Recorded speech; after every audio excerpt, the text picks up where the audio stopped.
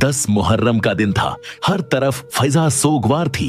Karbala के मैदान में इमाम हुसैन के कदमों पर जान निछावर करने वाले परवाने अपनी वफा की मिसालें कायम कर रहे थे।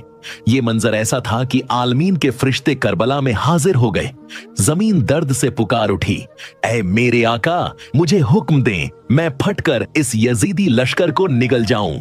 आसमान ने चीख कर कहा, ऐ मेरे हुसैन, इजाजत दें, मैं इन जालिमों पर कहर नाजिल कर दूं। जफर जिन अपने साथी जिन्नात के साथ दस्त ए अदब जोड़कर अर्ज गुजार हुआ, ऐ मेरे मौला, मुझे हुक्म दें, मैं इस यजीदी फौज को फना कर दूं। लेकिन इमाम हुसैन ने सबको जवाब दिया, ये मेरा सब्र का इम्तिहान है। मेरा रब मेरा सब्र देखना चाहता है। मेरे खून से ही इस्लाम को नई जिंदगी मिलेगी। मेरी शहादत के बाद कयामत तक किसी यजीद को यह जुर्रत नहीं होगी कि वो मेरे नाना मोहम्मद मुस्तफा की शरीयत को झुठलाए। ये दर्द भरा वाकया आपको तफसील से सुनाते हैं। जब यजीद ने बड़ी अकड़ और गुरूर के साथ हुक्म जारी करवाया कि मदीना में मौजूद इमाम हुसैन से बैत ली जाए।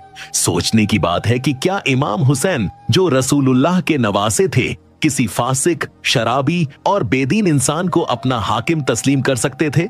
हरगिज नहीं। वो तो उस वक्त दीन ए इस्लाम के सच्चे इमाम और उसके मुहाफिज थे। इमाम हुसैन ने यजीद को साफ साफ जवाब दे दिया, ऐ यजीद, अगर तू मेरे नाना मोहम्मद मुस्तफा की शरीयत पर नहीं चलता तो मैं तुझ जैसे जालिम की कभी बैत नहीं कर सकता। यजीद को यह बात गोया दिल पर चोट की तरह लगी।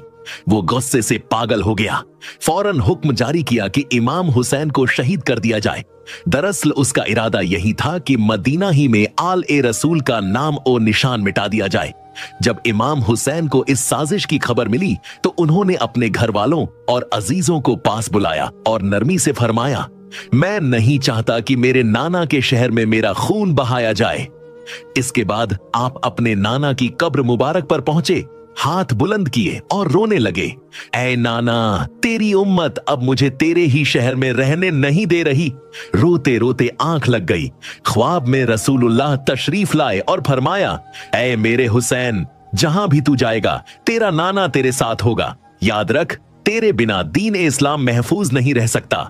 आंख खुली तो दिल बोझिल था। आपने कब्र ए रसूल को सलाम किया, बच्चों को सीने से लगाया और मदीना छोड़ने का फैसला कर लिया। तारीख बताती है कि उस वक्त इमाम हुसैन की एक बेटी फातिमा सुगरा शदीद बीमार थीं, जो बिल्कुल हजरत फातिमा जहरा की हम शक्ल थीं। इमाम जानते थे कि उनकी शहादत के बाद अहले बैत की ख्वातीन को कैद करके कूफा व शाम के बाजारों में घुमाया जाएगा, उन पर जुल्म होंगे। वो नहीं चाहते थे कि उनकी बीमार बेटी इन अजियतों से गुजरे।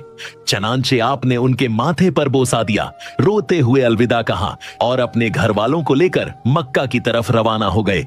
मक्का मुकर्रमा अल्लाह का घर है और दुनिया भर के लिए अम्न की जगह है।